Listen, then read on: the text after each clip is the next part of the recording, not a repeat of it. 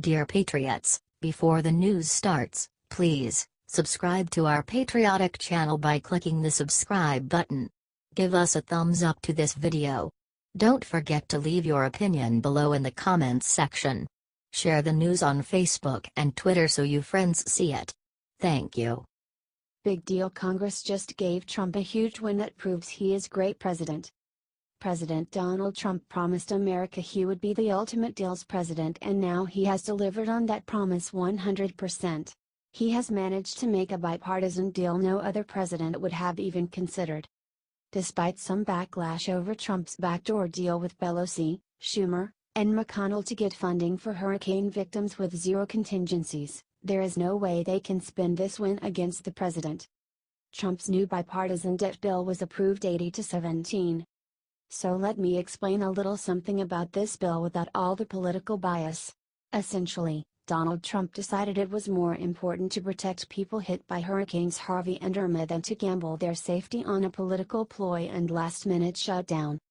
Also, if you remember, Trump made it very clear when he was elected that he would work with the Dems if the Republicans kept failing in Congress. After 7 months, I'd say the Republicans we have currently managed to fail us big league. In fact, the real reason that the Republicans are mad is not that he sided with the Dems. The Democrats won nothing in their negotiation. The real reason they are pissed is that they wanted Trump to force the next debt ceiling negotiations to be after the 2018 elections. Instead, he decided to hold them accountable. Boo-hoo. Our president, Donald J. Trump, has shown he really does care about country over politics. He brought both sides together and took care of his people. It's that simple. Help get his real story shared everywhere, and maybe Americans will finally realize that, with a good leader like Trump, we really can work together.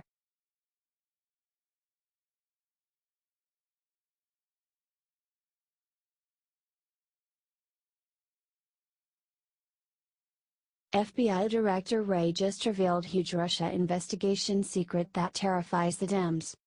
Christopher Wray has only been Trump's FBI director for a few weeks, and already he is making waves that Comey never could. Today he decided to speak out publicly during a conference. Nobody was expecting anything big when they walked in. Boy, were they wrong. That's when FBI Director Wray looked out at the reporters and in a thunderous boom revealed the one secret they didn't want to hear. I can say very confidently that I haven't detected any whiff of interference with that investigation. Of course, this is exactly what the left was hoping not to hear. They wanted stories about a crooked president manipulating law enforcement. Instead, all they got was a true story of Trump doing his job.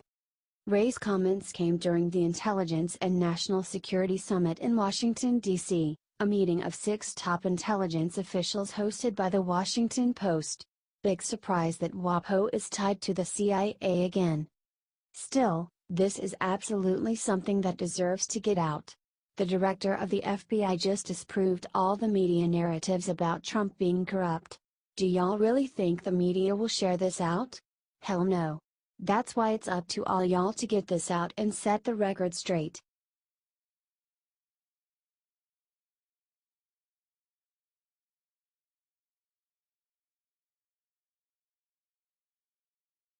What Representative Rohrabacher told Sean Hannity last night will take down the Democratic Party. Sean Hannity interviewed Representative Dana Rohrabacher, RCA, this Wednesday night, and boy was it an insightful interview. The California Republican went to London to interview Julian Assange about the Hillary Clinton campaign emails that were published during 2016. Rohrabacher then looked at Hannity and said something so shocking that you won't see it on any other mainstream news besides Fox. Rohrabacher told Sean Hannity that he was absolutely sure that the Russian collusion narrative is a total farce.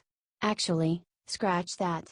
He told Hannity that he was 99% certain that the entire Russia fabrication was a total lie. Rep. Rohrabacher, once we know the Russians weren't involved, then we have to understand that this massive propaganda campaign, this historic con job that happened after the election to prevent our president from exercising the powers granted to him by the voters, this is one of the great political crimes committed against the American people in our history. You heard it right here on Liberty Writers. The Russian conspiracy theory that the mainstream media has been pushing for a year now. Share this right now and let's shred the entire Russia story apart. This was a crime against the American people and needs to be exposed.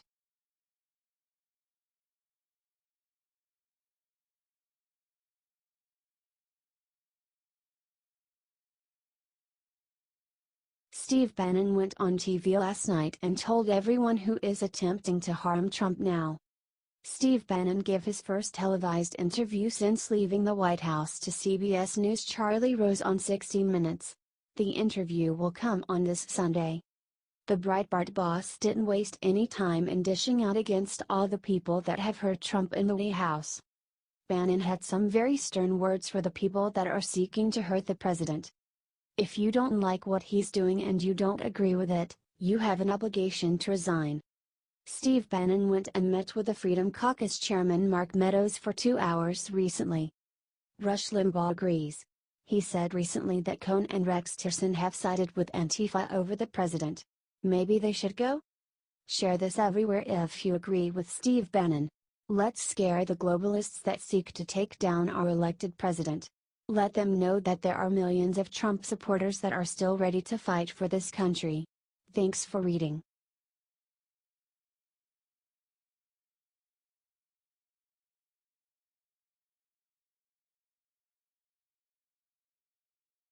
Hillary Clinton just let slip secret about Trump election night call that explains everything. Just when you all thought maybe Hillary Clinton was finally gone for good, here she comes again ready to screw over her own party. This time she decided to blab about her election night call with Donald Trump. I'm sure most of y'all remember the rumors about Hillary Clinton being a bit too tipsy to make her concession speech? Well, guess what she just spilled? Hillary Clinton said the call with Trump was a blur to her now and she was numb. The first major party candidate to lose a presidential election to a TV celebrity revealed in her new book what happened. It was without a doubt one of the strangest moments of my life. I congratulated Trump and offered to do anything I could to make sure the transition was smooth. He said nice things about my family and our campaign. He may have said something about how hard it must have been to make the call, but it's a blur now, so I can't say for certain.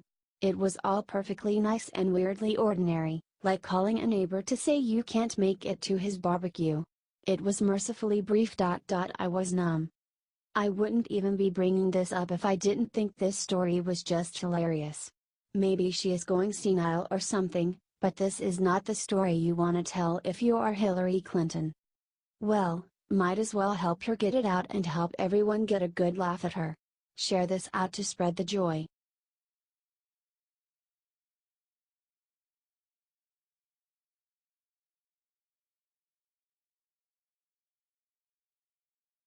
Amen. Sarah Huckabee Sanders just told the world what keeps her fighting every day. And it's beautiful. White House Press Secretary Sarah Huckabee Sanders gives a press briefing nearly every day, and she always brings her A game fielding wacky and hostile questions from leftist reporters without missing a beat. She has such a tough job and, despite being a strong and accomplished woman, gets so much flack from the left. How does she do it and keep her cool day after day? Sanders recently gave an interview with the Washington Times describing the nature of her job and what exactly keeps her going, and it's incredible. Here's what she said. I knew there would be a natural tension between the press and the administration, but I have been surprised by the level of hostility I sometimes sense when dealing with the press. She continued. I'm here to help the president promote his agenda, and I stay focused on that and not let other people bring me down. And then finally, I also rely on my family and my faith to keep my spirits up on the tough days. Sanders is a woman of deep faith. She prays daily, as she says, in the best of times and the worst of times, and reads a devotion before every press briefing.